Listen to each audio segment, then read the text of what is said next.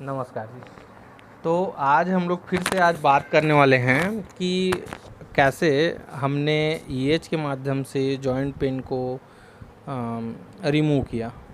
तो सबसे पहले मैं बता दूं आपको, अगर जॉइंट पेन रिमूव करना है तो सबसे पहले उसके कारण को ध्यान में रखना पड़ेगा। सबसे पहला आपको ध्यान में रखना पड़ेगा कि नर्व, क्योंकि दो टाइप की होती है, एक होती है क्रेनियल नर्व और दूसरी होती है स्पाइनल नर्व। जो क्रेनियल नर्व होता है उसका ओरिजिन सिर से होता है, और जो स्पाइनल नर्व है वो अपने स्पाइनल कॉर्ड मतलब रीढ़ की हड्डी से होता है। तो ये दोनों नस में किसी भी प्रकार की तकलीफ हुई तो दोनों अलग अलग, नस वर्ड की यूज कर रहा हूँ, नर्व भी बोल सकता था, लेकिन नस वर्ड इसलिए भी यूज कर रहा हूँ क्योंकि बहुत सारे हमारे डॉक्टर्स जो हैं, ठीक है, जिनको मेडिकल टर्मिनोलॉजी में थोड़ी सी परेशानी होती है, तो इसीलिए मैं बीच बीच में ऐसे शब्दों का भी उपयोग कर रहा हूँ जो सबको समझ में आए। दूसरी चीज़ है, दूसरा कारण है कि किसी प्रकार का बोन में तो परेशानी नहीं है। तो बोन में अगर परेशानी हो, अब बोन ऑलरेडी बोन एक चीज़ नहीं है। बोन का अगर आप प्रोडक्ट देखेंगे तो मसल भी उसी का प्रोडक्ट है, कार्टिलेज भी उसी का प्रोडक्ट है, और टेंडन भी उसी का प्रोडक्ट है। अब कार्टिलेज किसको बोले? हड्डी और हड्डी को जोड़ने वाला कार्टिलेज, मसल और हड्डी को जोड़ने वाला मस्कुलर, और साथ में ठीक है टेंडन, ठीक है, जो बोन को बोन से मसल को मसल से जोड़ता है। तो इस तरह से ये तीनों जो चीज़ों में परेशानी तो नहीं है, ये भी आपको ध्यान में रखना चाहिए।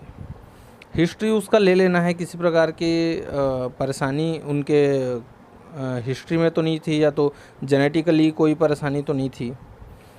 साथ में आपको ये भी ध्यान में रखना है कि ये भी पूछ लेना है सामने वाले को कि भाई किसी भी प्रकार का आपको चोट तो नहीं लगा। साथ में आपको पूछ लेना है, ठीक है, कि लाइफ स्टाइल आपका कैसा है, आप उसकी दिन भर की दिनचर्या लीजिए। तो लाइफ स्टाइल एक अहम कारण है जिसको अपन तीसरा कारण मानेंगे। लाइफ स्टाइल एक अहम कारण है। चौथा सबसे बड़ा कारण है आज की डेट में जो दिखने मिल रहा है, वो है हार्ट के कारण रीढ़ की हड्डियों में या आपके जोड़ों में दर्द होना।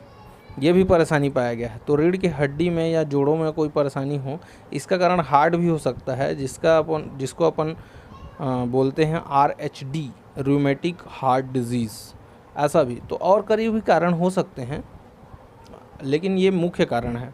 तो इन्हीं कारणों को अगर हम लोग ध्यान में रखते हुए चले तो कारण के अकॉर्डिंग आपको मेडिसिन चुनाव करना है। मेडिसिन का चुनाव करके, ठीक है, उसको ओरल जिस प्रकार से आप दे सकते हैं। जैसे मैंने मेडिसिन चूज की है, मेरे पास RHD का केस आया तो मैंने A2 भी चूज किया है, ठीक है, साथ में F1 भी यूज किया है, साथ में यूज किया है कंप्रेस। कंप्रेस सिस्टम क्या है? किसी भी मेडिसिन को उस पर्टिकुलर ऑर्गन जहाँ पर तकलीफ़ है वहाँ पर पहुँचाना, ये कंप्रेस का पार्ट रहा है। बात का पार्ट रहा है कि उसके मेडिसिन को उसको वेपर के रूप में देना, वाष्प के रूप में देना, बात का एक प्रमुख वो रहा है। वैसे ही कंप्रेस हमने किया तो कंप्रेस में भी अलग अलग कंप्रेस आता है, लेकिन इसको जो कंप्रेस लगा है वो पर्टिकुलरली अल्टरनेट लगा है। अल्टरनेट लगने के कारण, ठीक है, ये एक बार का नर्व जो हुआ वो उछाल किया, फिर नर्व शांत हो गया।